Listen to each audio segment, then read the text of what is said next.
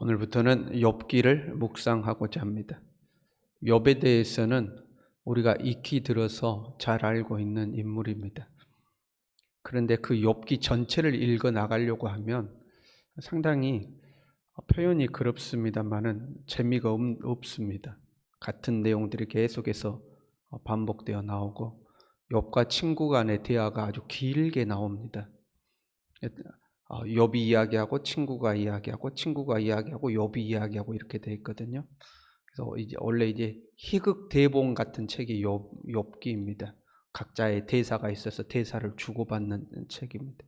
근데 그 대사가 짧게 되어 있는 게 아니고 한 사람의 대사가 뭐 한 장 이상을 갈 때가 있어요.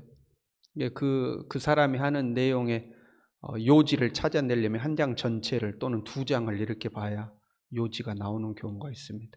그러다 보니까 읽어 나가는 것도 썩 표현이 합니다만 재밌지는 않는 경우가 있지만 설교하기도 상당히 까다로운 경우가 있습니다. 한 문단을 이렇게 딱 잡아내잖아요. 근데 그 문단이 엄청 길어져요. 그러니까 쉽지는 않지만 욥기를 묵상해 보도록 하겠습니다. 욥에 대한 소개가 먼저 나오고 있어요. 이렇게 되어 있습니다. 그 사람은 온전하고, 욥에 대한 첫 번째 소개가 욥은 온전하다 이렇게 되어 있습니다. 사실 온전하다 하는 그 한마디에 욥에 대한 모든 것이 다 들어있는 거죠. 그 사람은 온전하다. 누군가가 우리를 다른 사람에게 소개할 때 이 사람은 온전해. 이 사람 우리 교회 아무개 집사님인데 이 사람은 온전해. 그러면 그것보다 더 좋은 말이 어디 있겠습니까? 욥은 온전하다 이렇게 돼 있어요. 근데 이 온전이라는 단어는 원래 그 단어의 출발점은 완수하다, 마치다 그런 말입니다. 이 온전이라는 단어가요. 그래서 이 단어가 완수하다, 마치다라는 단어에서 뜻이 유래해서 도덕적으로 온전함을 의미하고 있습니다. 내가 해야 할 일을 다 하는 거죠. 내가 지켜야 될 것을 다 지키고, 그래서 온전하다 이제 그런 말이에요. 도덕적 온전함을 의미해요. 죄가 없다 그런 의미는 아닙니다. 히브리 언어를 쓴 단어가 죄가 없다는 의미의 온전함을 말하는 게 아니고 도덕적으로 온전하다 하는 그런 의미입니다. 인격과 도덕적 자질에 있어서 훌륭하다 이제 그런 의미예요. 이 단어는 노아에게도 쓰였고 아브라함에게도 쓰였고 야곱에게도 쓰였고 요셉에게도 이제 쓰였던 단어입니다. 이 도덕적 온전함을 이야기하는 또 다른 단어가 이제 정직하여 이렇게 되어 있습니다. 욥은 온전하고 정직하여. 정직이라는 것도 도덕적 영역이죠. 우리가 생각하는 정직이란 거짓말을 하지 않는 거죠. 그런데 이 정직이라는 단어는 곧다, 바르다라는 의미에서 시작했습니다. 그래서 휘어지지 않는 그런 말입니다. 여기에 쓰이는 정직이라는 단어는 휘어지지 않는다 그런 말이에요. 상황에 따라서 이렇게 되고 저렇게 되고 사람이 바뀌는 거잖아요. 이렇게 바뀌고 저렇게 되고 이런 상황 되면 이렇게 됐다가 저런 상황 되면 저렇게 됐다가 이 사람 만나면 이렇게 말했다가 저 사람 만나면 저렇게 말했다가 이게 바뀌는 거잖아요. 바뀌지 않고 올곧은 것을 말하는 거예요. 올곧다 그런 말이에요. 올곧다, 강직하다 이제 그런 의미죠. 강직하다는 것이 잘못 이해하면 어디 고집이 세다거나 완고하다거나 이렇게 이해할 수가 있는데 그런 의미는 아닙니다. 고집 세고 완고하다 이런 의미가 아니고요. 강직한 겁니다. 올곧은 겁니다. 올곧은 겁니다. 그러니까 이 사람은 온전하고 정직하다 이 말은 도덕적 영역, 그리고 도덕적 영역이라는 것은 사람과의 관계를 말하는 겁니다. 사람과의 수평적 관계죠. 사람과의 이 수평적 관계에 있어서 인격이 훌륭하고 성격이 올곧고 강직하며 높은 도덕성을 지녔다 이제 이런 의미입니다. 그러면 이 수평적 관계가 있으니까 수직적 관계도 있겠죠. 하나님과의 관계요. 하나님과의 관계에서는 어땠는가? 하나님을 경외하며 악에서 떠난 사람이다 이렇게 되어 있습니다. 하나님을 경외하고 악에서 떠난 사람, 신앙의 영역과 경건의 영역에 있어서도 훌륭함을 이야기하고 있어요. 그리고 이제 이 경건의 영역에 있어서 하나님과의 관계에 있어서는 구체적인 예를 하나 드러났습니다. 자기의 생일이 돼가지고 자녀들을 다 모아서 생일 잔치를 했어요. 그 생일 잔치가 끝나면 그 자녀들을 다 불러다가 성결 의식을 했다 하고 기록하고 있죠. 그리고 그 성결 의식을 할 때에 자녀들의 수대로 번제를 드렸다 이렇게 되어 있습니다. 보통 가족이 이렇게 예배를 드리면 그 가족 전체가 하나의 공동체이기 때문에 그 번제물을 하나를 가지고 이렇게 나가는 거거든요. 그런데 이제 욥은 가족 수대로 번제물을 하나님 앞에 바쳤다 이렇게 되어 있는 거죠.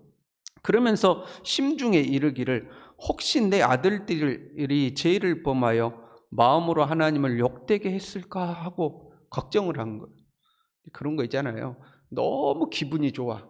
또는 뭐 잔치 같은 걸 해서 너무 이제 마음이 좀 흥겨워지는 거죠. 그럼 사람이 마음이 흥겨워지고 기분이 좋으면 이 경계가 좀 느슨해지는 경우가 있습니다. 오늘은 기분 좋은 날이니까 좀 이래도 돼. 오늘은 즐거운 날이니까 아이 좀 오버해도 돼. 뭐 이제 이런 마음이 생길 때가 있잖아요. 이제 그런 마음 때문에 혹시 하나님 앞에서 이 넘어서는 안 될 경계를 넘어가 버린 건 아닌가? 그걸 염려한 거죠. 그래서 잔치가 끝나고 나면 자녀들 다 불러 모아놓고 한 사람 한 사람의 이름으로 하나님 앞에 번제물을 바치면서 이제 성결 의식을 하였다 하는 거죠. 그만큼 하나님 앞에 철저하려고 노력했다 하는 거죠. 보세요. 수평적 관계에 있어서 도덕적으로 훌륭했고 수직적 관계에 있어서 하나님 앞에 경건에 있어서 훌륭했다 하는 거죠. 사람과의 관계, 하나님과의 관계에 있어서 균형 있게 온전한 겁니다. 균형 있게 온전했다는 겁니다. 간혹 우리가요, 이 신앙의 영역에서는 열심이지만 인격의 영역에서는 온전하지 못한 경우를 종종 봅니다. 그러면 사실 오히려 덕이 더 안 됩니다. 교회에 저 사람은 교회 열심히 다니고 그냥 교회 일이라면 끔뻑하고 다니는데 그 이웃과의 관계에 있어서는 엉망이에요. 그러면 욕을 더 먹죠. 아이, 교회 다니는 사람이 왜 저래? 교회 다니는 사람이 왜 저 모양이야? 이제 이렇게 되는 거죠. 요즘 이제 우리가 그 사회적으로 그 코로나 때문에 문제가 되는데 그 코로나 전국을 지나면서 신앙인이라고 하는 사람들의 어떤 인격이 드러나서 수치를 당하는 일이 있죠. 뭐 일부분이긴 하지만 그러니까 이런 코로나 전국에도 집회를 쫓아다니고 어떤 모임 쫓아다니고 기도원 쫓아다니고 그랬다가 코로나를 걸렸어요. 그럼 여러분 코로나가 유행하니까 누구라도 감염될 수 있지 않겠어요? 우리도 언제 어디서 감염될지 모르죠. 감염될 수도 있겠죠.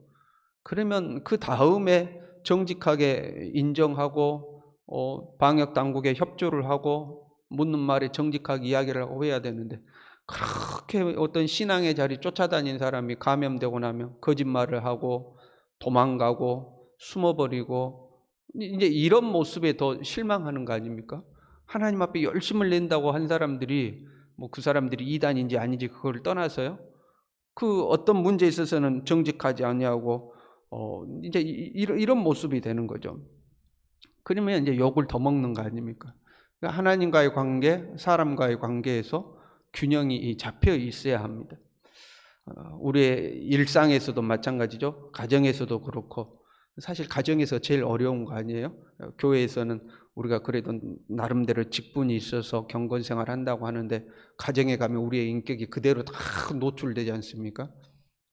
그 가정에서 잘해야 되죠. 가정에서도 마찬가지, 직장에서도 마찬가지, 이웃과의 관계에서도 우리가 하나님 앞에 하듯이 잘해야 되는 거죠. 잘해야 돼요. 근데 거기에도 우리가 오해하면 안 돼요. 이웃과 관계에서 우리가 잘해야 된다 그러면 무조건 양보하고 무조건 손해보고 할 말도 못하고 이런 것으로 또 오해하는 경우가 있어요. 그런 건 아니에요. 정직이라는 것은 뭐라고 그랬어요? 강직한 거예요.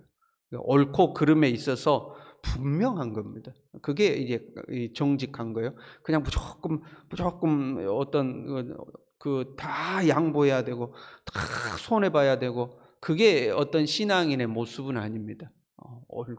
정직하고 강직하고 올곧하는 모습이 우리에게 있어야 하는 겁니다. 그래서 이제 욥을 소개할 때 온전하고 정직하여 하나님을 경외하고 악에서 떠났다 하고 욥을 소개하고요. 그 다음에 이렇게 돼 있어요. 그에게 아들 7과 딸 셋이 태어나니, 그 다음에 이제 자녀에 대해서 이야기하고 있습니다. 아들 7, 딸 셋이 있었다. 뭐 그 당시에는 자녀를 많이 낳던 시대니까 이 정도면 많이 낳았다 뭐 이렇게 말할 수는 없어요. 그러나 자녀가 많았죠. 근데 그 숫자의 의미가 있습니다. 아들 7, 딸 셋. 우리는 어떤 숫자가 크게 와닿지 않는데 뭐 우리 문화에도 그런 건 있잖아요. 4는 싫어하잖아요, 우리가. 그래서 4층 엘리베이터도 4층이라고 써놓지 않고 F층 이렇게 써놓잖아요. 근데 우리는 약간 그런 거 있는데 이스라엘은 그런 게 조금 더 강해요. 그래서 7과 3은 완전 숫자를 말하고 있죠. 그 자녀에 있어서 완벽한 복을 받았다는 의미를 이제 숨겨놓고 있는 겁니다. 욥은 자녀에 있어서 완벽한 복을 받았다. 그 다음에 소유물을 나타내고 있어요. 양이 7,000마리, 낙타가 3,000마리, 소가 500결이, 한 결이는 한 쌍을 말하는 겁니다. 500결이면 1,000마리를 말하는 거죠. 암나귀가 500마리며 종도 많았다. 사실 상상이 안 돼요. 그 숫자가 양이 7,000마리면 얼마만큼 있는지 본 적이 없으니까 상상이 안 되는데 그냥 허벌나게 많았다 이제 이런 말이죠. 소유가 많아서 동방 사람 중에 가장 훌륭한 자라. 이제 그 번역이 개역되기 전에는 동방 사람 중에서 가장 큰 자라 이렇게 되어 있죠. 큰 부자였다 하는 의미가 있습니다. 물론 이제 이 현실적인 복, 소유의 풍성함이 축복의 척도가 반드시 되는 것은 아닙니다. 그러나 하나님은 우리에게 복을 주신 하나님이죠. 여러분도 이런 복을 꼭 받으시길 바랍니다. 보세요. 자녀의 복, 건강의 복, 물질의 복. 대부분 우리가 이 현실 세계에서 누리고 싶은 복이잖아요. 자녀의 복, 건강의 복, 물질의 복. 근데 욥에게는 이게 다 있었다 이 말입니다. 여러분 이러한 복도 받으시길 바랍니다. 그런데 이 욥을 소개하는 순서를 잘 봐야 돼요. 물질적인 복보다 욥의 인격적이고 신앙의 이 영역을 먼저 소개하고 있는 거죠. 그 온전하고 정직하고 하나님을 경외하고 악을 떠난 자였다. 그리고 자녀의 복을 받았고 물질의 복을 받았다. 이렇게 되어 있죠. 이 순서가 중요한 겁니다. 이 순서가 마치 보이지 않는 영역에서 하나님과의 관계 또는 보이지 않는 영역에서의 복이 보이는 영역으로 흘러나오는 것 같은 모양이죠. 온전하고 정직하여 하나님을 경외하고 악에서 떠난 자였는데 그 자녀가 복을 받았고 그의 물질의 영역에서 복을 받았다 하는 모양이죠. 이게 중요한 겁니다. 인격은 보이지 않는 영역이죠. 인격은 그리고 신앙은 우리의 그릇과 같은 겁니다. 잘 만들어지고 잘 다듬어진 그릇에 풍요가 담겨야 그 풍요가 많은 사람을 이롭게 합니다. 그런데 그 그릇이 날카로워요, 예리해요, 거칠어요. 그러면 그 거칠고 날카로운 그릇 안에 뭔가 풍요가 담겨 있으면 사람들이 그 풍요를 향해 가다가 그 그릇에 걸려서 다치는 겁니다. 상처를 입고. 그래서 우리의 인격과 이 신앙의 그릇이 잘 다듬어져 있어야 됩니다. 잘 다듬어져 있어야 돼요. 그 인격 안에 보이는 영역의 복이 담겨야 그게 많은 사람들에게 유익을 줄 수가 있는 거죠. 저와 여러분이 이 욥과 같은 사람이 될 수 있기를 바랍니다. 하나님을 경외하고 사람과의 관계가 온전하고 하나님을 경외하고 악에서 떠나고 사람들에게는 온전하고 정직하며 살아가는 우리가 될 수 있기를 바랍니다. 그러면 이 하나님의 복은요 오게 돼 있어요. 굳이 하나님께서 하늘문을 열고 막 쏟아붓지 않아도 여러분 한번 생각해 봐요. 내가 누군가 같이 사업을 한다. 내가 누군가 같이 뭔가 일을 같이 한다. 또는 내가 뭐 사원을 뽑는다. 그랬을 때 온전하고 정직하여 하나님을 경외하며 악에서 떠난 사람을 뽑거나 그 사람하고 손을 잡거나 하겠습니까? 아니면 지멋대로 살고 거짓말하고 불성실하고 게으른 사람하고 하겠습니까? 그냥 단순하게 생각해도 온전하고 정직하고 하나님을 경외하는 사람에게 사람들이 같이 모이지 않겠어요? 저와 여러분이 이 욥과 같은 인격적 자질을 향하여 날마다 전진해 갈 수 있기를 바랍니다. 기도하겠습니다.